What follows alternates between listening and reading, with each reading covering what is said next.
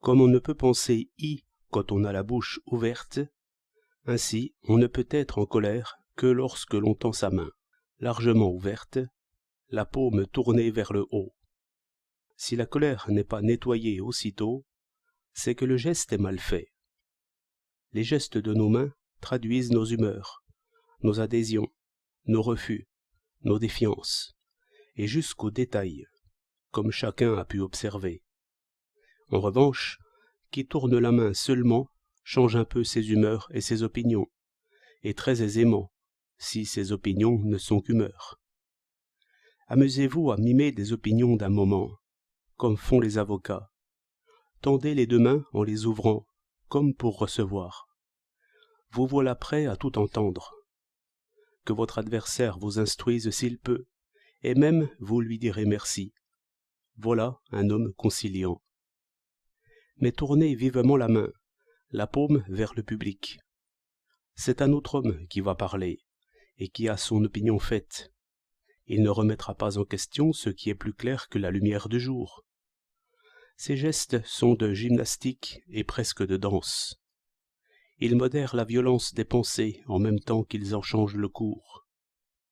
Un haussement d'épaule nous remue plus profond, déliant les puissants muscles qui s'attachent au thorax et délivrant le cœur.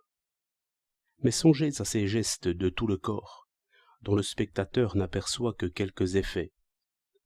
Plus vite que la main ne tourne, pour un bruit, pour l'ombre d'un oiseau, toute la masse musculaire, et presque sans un mouvement, est comme retournée et orientée vers d'autres fins, ou désunie, ou brusquement raidie, ce qui détourne les ondes de sang, chauffe les entrailles, arrête le souffle.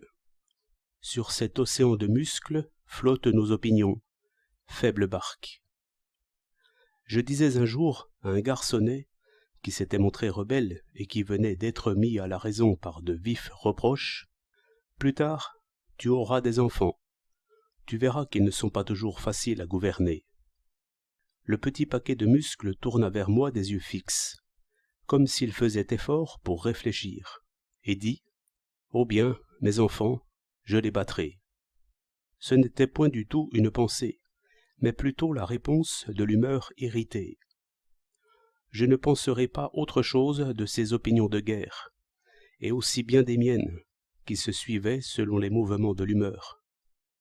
Et encore maintenant, autour de ce tison de guerre qui ne veut point s'éteindre, l'humeur improvise, menaçant et maudissant de Berlin à Londres, et même par-dessus l'Atlantique, tantôt sombre, et l'instant d'après goguenarde, porté, dans le temps d'un éclair, à agir, à résister et à laisser faire.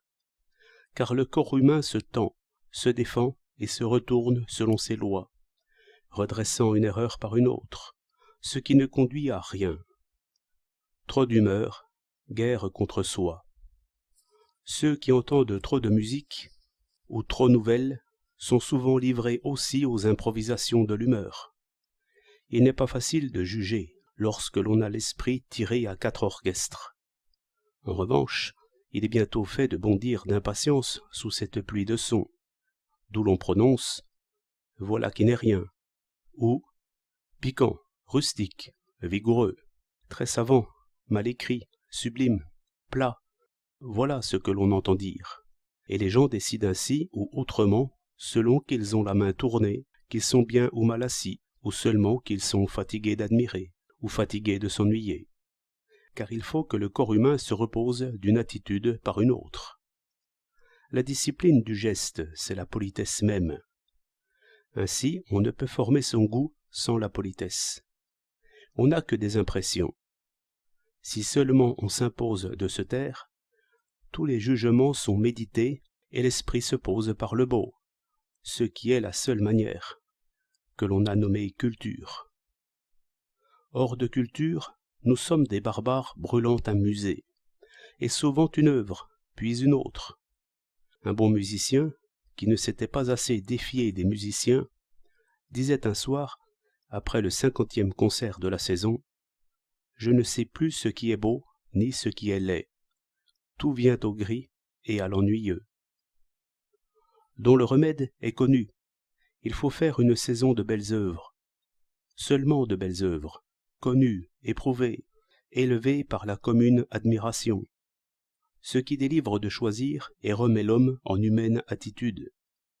Et de même, contre l'humeur pensante, revenir aux œuvres éprouvées, qui délivrent de choisir et nous laissent penser. Gymnastique contre la vraie guerre, qui est en nous. L'Iliade aussi bien.